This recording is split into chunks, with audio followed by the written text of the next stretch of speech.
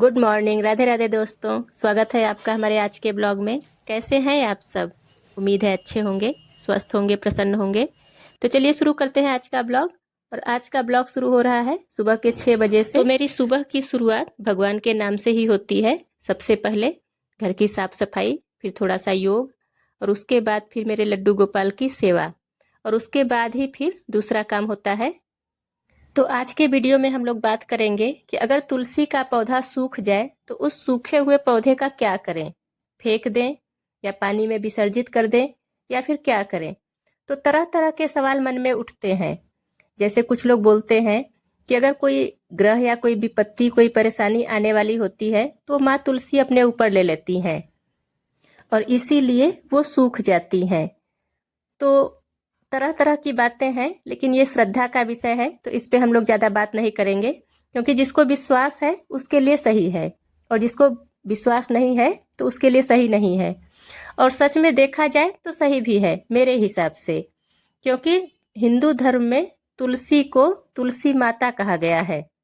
तो माँ अपने बच्चों की हमेशा रक्षा ही करती है। कोई भी माँ अपने बच्चों के ऊपर आने वाली हर संकट, हर परेशानी को अपने ऊपर ले लेती है। तो एक तरह से देखा जाए तो ये सही भी है। हो सकता है कि माँ हमारी रक्षा के लिए खुद के ऊपर परेशानी या ग्रह को ले लेती होंगी। तो इस तरह से अगर सूख जाए तुलसी का पौधा सूख जाए तो उनको पूरा जड़ सहित अच्छे से निकाल लीजिए, और वहां पे एक नई तुलसी का पौधा लगा देना चाहिए। उस गमले में थोड़ा सा गंगा जल डालकर एक नया तुलसी का पौधा लगा देना चाहिए। तो ये बहुत शुभ होता है। अब बात करते हैं कि सूखे हुए पौधे का क्या करें। तो सबसे पहले उस पौधे को धो करके अच्छे से रख लीजिए, क्योंकि तुलसी माता हर तरह से हमारे लिए फायदेमंद ही होती हैं। जैसे सूख गई हैं तो उनकी पत्तियां हैं, तो उनकी पत्तियों को इकट्ठा करके रख लीजिए। उसे हम चाय में उपयोग कर सकते हैं। रोजाना चाय बनाते हैं तो उसमें डाल सकते हैं, क्योंकि तुलसी की पत्ती बहुत ज़्यादा फायदेमंद होती है। सर्दी, जुखाम, बुखार, इन सब के लिए बहुत ही फायदेमंद होती हैं। तो उसके लिए हम इकट्ठा करके रख सकते हैं। और कूड़े में तो कभी भी नहीं फेंकना चाहिए।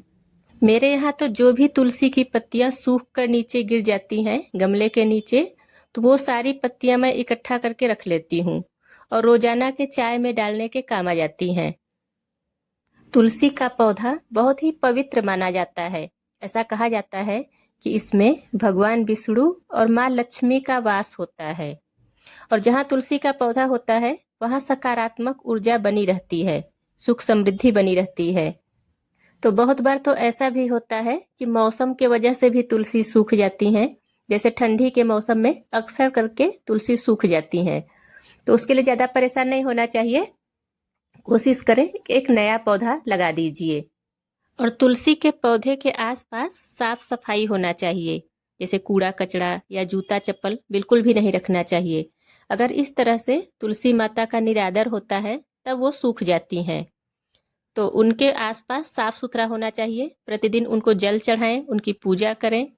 और अगर उसके बाद फिर सूख गई है तुलसी माता तो कोई दिक्कत नहीं है, उनको पूरा जड़ सहित निकाल लीजिए। उनको अच्छे से धो करके साफ कर लीजिए, और फिर उसको रख लीजिए। उसको आप पूजा में उपयोग कर सकते हैं। उसकी जो टहनियाँ है पतली पतली, उसको आप तोड़ कर रख लीजिए। और उसका जो जड़ है या उसकी पत्तियां हैं, तो मैंने बताया आपको, पत्तियां चाहे तो आप रख लीजिए उसमें से निकाल करके। और उसका जो जड़ है या उसकी जो मोटी मोटी डाली है, तो उसको आप रख सकते हैं हवन के लिए। तो भगवान विष्णु को तुलसी माता अत्यंत प्रिय है, तो इसलिए अगर उनके पूजा में तुलसी की लकड़ी का दीप जलाया जाता है, या फिर उनके पूजा में हवन में तुलसी की लकड़ी को जलाया जाता है, तो उससे भगवान अत्यंत प्रसन्न होते हैं। और तुलसी बहुत ही पवित्र होती हैं, तो उनके जलाने से, उनका लकड़ी डालकर हवन में जलाने से घर की सारी नेगेटिव एनर्जी दूर हो जाती है। नकारात्मक ऊर्जा, सब कुछ भूत प्रेत या जो भी नकारात्मकता होता है वो सब कुछ दूर हो जाता है।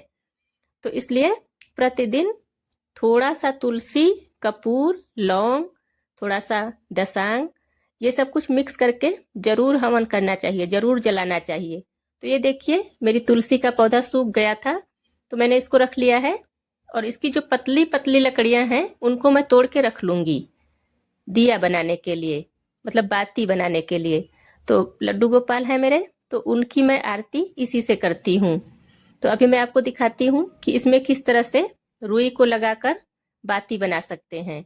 तो ये जो भी पतली पतली हैं वो सब मैं इकट्ठा करके रख लेती हूँ बाती के लिए, और जो भी मोटी लकड़ियां हैं उनको मैं रख लूंगी पूजा में हवन करने के लिए। तो इस तरह से इसका अच्छे से उपयोग हो जाएगा।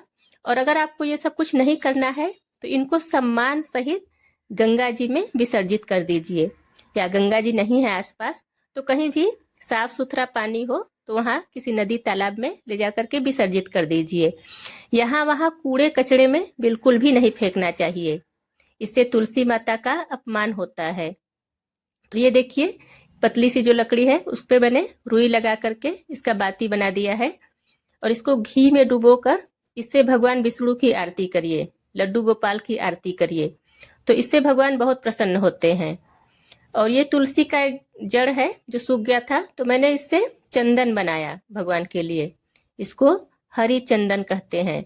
और इससे चंदन जो बनता है वो अगर प्रतिदिन आप लड्डू गोपाल को लगाते हैं या फिर भगवान विष्णु को लगाते हैं तो ऐसा कहा जाता है कि भगवान इतने प्रसन्न होते हैं उस भक्त से कि उसके मरने से पहले, उसको मृत्यु आने से पहले एक बार उसको दर्शन अवश्य देते हैं।